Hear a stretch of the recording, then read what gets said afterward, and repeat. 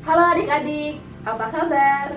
Kembali lagi bersama kakak Niluh Novi Aryati dari Universitas Pendidikan Ganesha, Program Studi Pendidikan Guru Sekolah Dasar dengan NIM 20110314041. Nah, pada kesempatan kali ini kakak akan mengajarkan kalian tentang konsep bangun datar, kesebangunan, dan kongruensi segitiga. Nah, adik-adik tahu tidak apa itu bangun datar? Bangun datar merupakan suatu bidang datar yang tersusun oleh titik-titik atau garis-garis yang menyatu dan membentuk bangun dua dimensi yang mempunyai keliling dan luas. Atau dapat dikatakan, bangun datar merupakan bangun berupa bidang datar yang dibatasi oleh beberapa ruas garis. Jumlah dan model ruas garis yang membatasi bangun itu menentukan nama dan bentuk dari bangun tersebut. Sebelum masuk pada jenis-jenis bidang datar, adik-adik harus mengetahui terlebih dahulu bangun datar tersebut dibentuk oleh yang pertama ada titik. Titik merupakan suatu hal yang tidak memiliki dimensi. Nah, tidak memiliki panjang, lebar, dan tebal. Simbol titik itu yaitu seperti ini. Nah, yang kedua yang membentuk bangun datar yaitu garis. Garis merupakan kumpulan titik-titik yang menjadi satu kesatuan yang tidak terhingga bagian kiri atau kanannya. Nah, maka dari itu simbol dari garis kita berikan tanda panah pada ujung kiri dan ujung kanan. Ini menandakan bahwa garis tidak terbatas. Yang ketiga yaitu ada terbentuk oleh sinar garis. Nah, sinar garis ini merupakan kumpulan titik-titik yang menjadi satu kesatuan yang memiliki pangkal dan ujung yang tidak terbatas. Jadi pangkal itu disebutkan dengan titik, kemudian ada garis, dan tanda panah arti simbol tidak terbatas. Kemudian yang keempat ada ruas garis. Nah, ruas garis ini merupakan kumpulan titik-titik yang menjadi satu kesatuan atau memiliki dua titik pangkal yang tak terbatas. Contohnya itu yaitu memiliki dua titik pangkal. Nah, jadi ini dapat tersambung dengan garis yang tidak terbatas. Ini merupakan titik pangkalnya. Nah, selain terbentuk dari titik, garis, sinar garis, dan ruas garis, bangun datar juga terbentuk oleh sudut.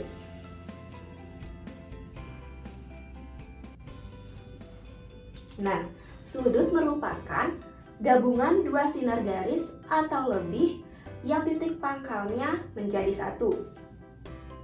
Nah, di sini titik pangkalnya menjadi satu dan sinar garisnya tak terhingga. Nah, di sini kakak memiliki 4 jenis sudut. Yang pertama ini sudut apa? Sudut lancip.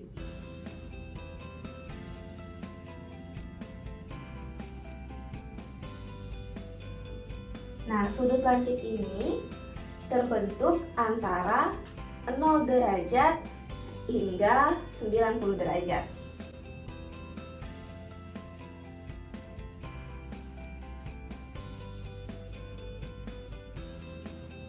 Nah, yang kemudian yang sudut kedua. Benar, sudut siku-siku. Pangkalnya di sini.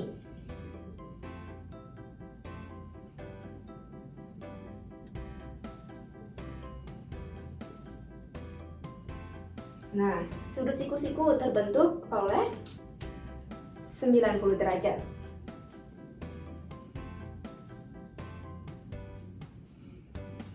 Nah, kemudian sudut yang ketiga, sudut tumpul. Betul.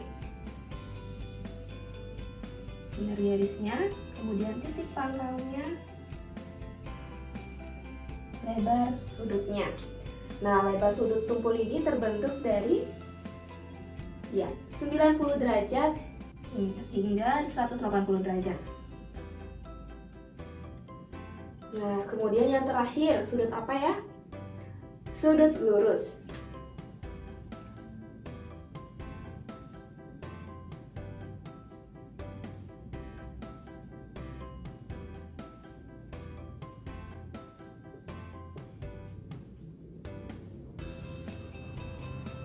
Nah, sudut lurus ini terbentuk tepat 180 derajat.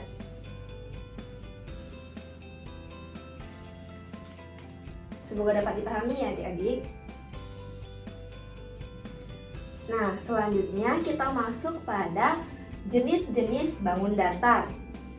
Ada apa saja bangun datar? Nah, di sini ada jenis yang pertama yaitu persegi. Nah, persegi merupakan bangun datar yang terbentuk dari 4 ruas garis. Nah, yang pertama ada bujur sangkar.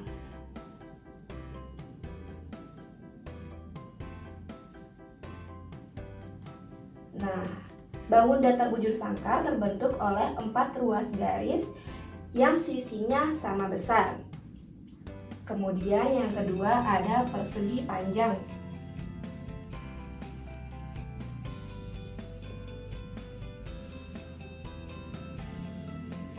Nah, kemudian sisi persegi panjang ini kanan dan kirinya sama panjang dan sisi atas bawahnya juga sama panjang. Kemudian yang ketiga ada jajar genjang.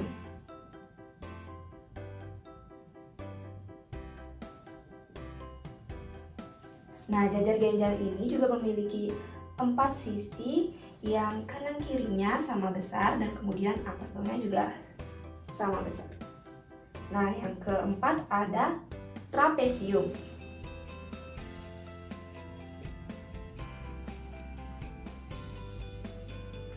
Nah, trapesium juga memiliki sisi kanan kiri yang sama panjang, kemudian yang berbanding atas bawah juga memiliki sisi yang sama. Kemudian yang keempat ada belah ketupat.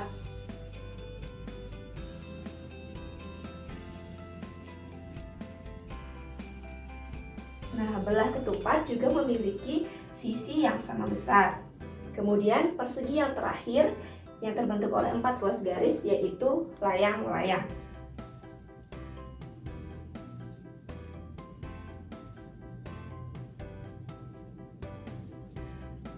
Layang-layang juga sisi atasnya memiliki sisi yang sama besar, kemudian bawahnya juga sama panjang.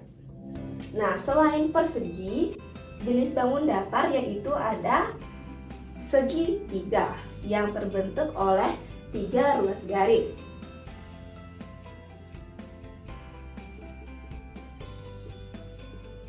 Nah, kemudian bangun datar yang terakhir yaitu ada lingkaran.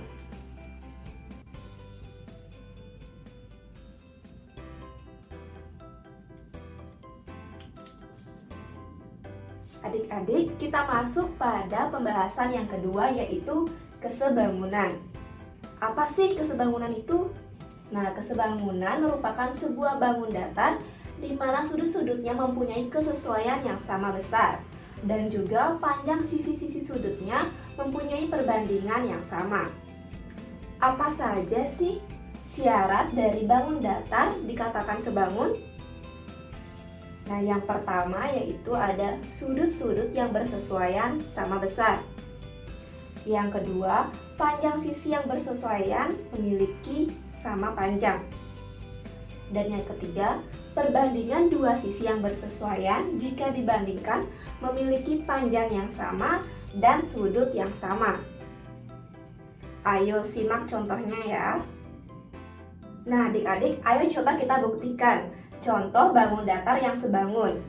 Di sini kakak sudah memiliki 2 layang-layang.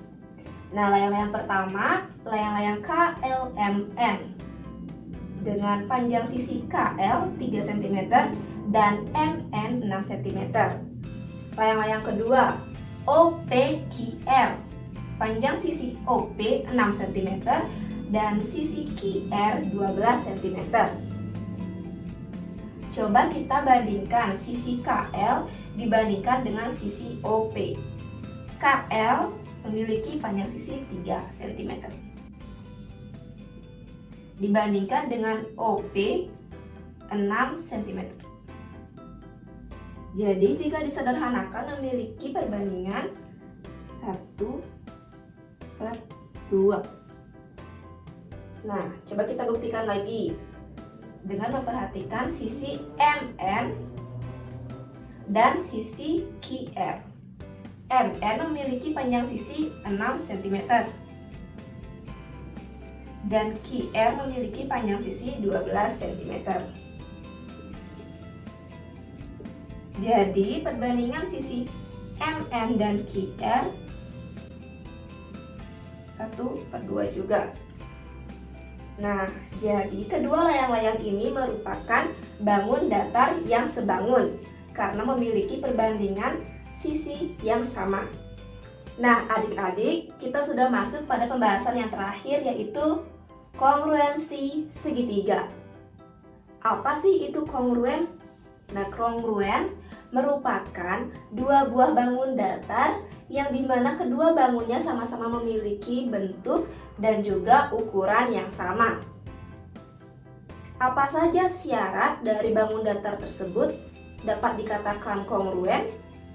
Nah, syarat segitiga dapat dikatakan kongruen jika tiga sisi yang bersesuaian sama besar dan sama panjang, sudut dan dua sisi yang bersesuaian sama besar, dan yang terakhir, satu sisi apit dan dua sudut yang bersesuaian harus sama besar. Ayo coba diperhatikan contoh selanjutnya. Baiklah, di sini kakak sudah mempunyai dua buah segitiga. Kita beri nama segitiga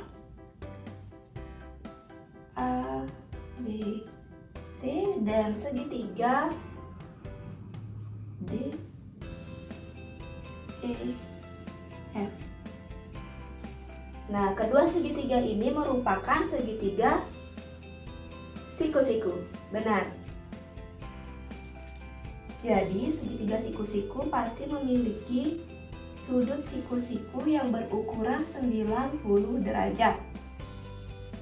Nah, sama seperti syaratnya, segitiga yang kongruen memiliki sudut dan sisi yang sama besar dan sama panjang.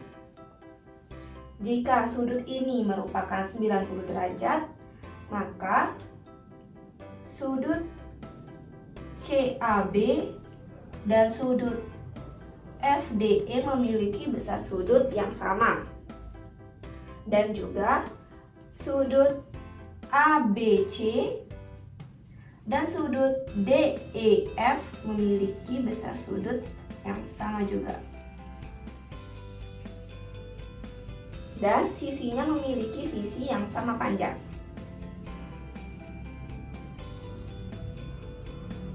Nah, maka segitiga ABC dan segitiga DEF dapat dikatakan kongruen karena sudut C sama dengan sudut F